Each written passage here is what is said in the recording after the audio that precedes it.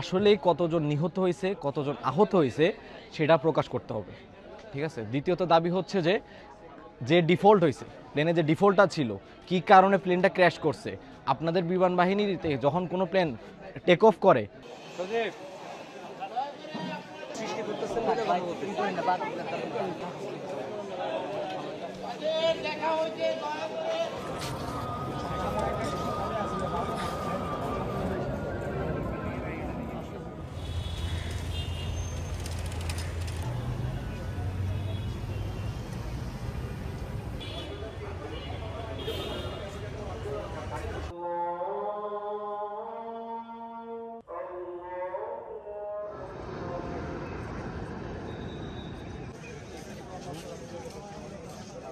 তখন মেন গেটে পায়ে গেছে, হঠাৎ করে একটা শব্দ হয়, তারপরে দেখি যেখান থেকে ধোঁয়া বার হওয়া শুরু করছে।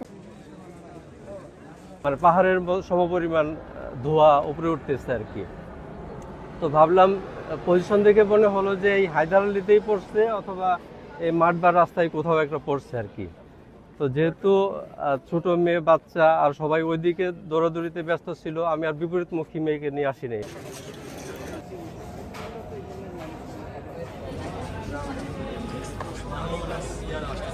ফ্লাইটে ওখানে এই রুমে যারা এরা বেশি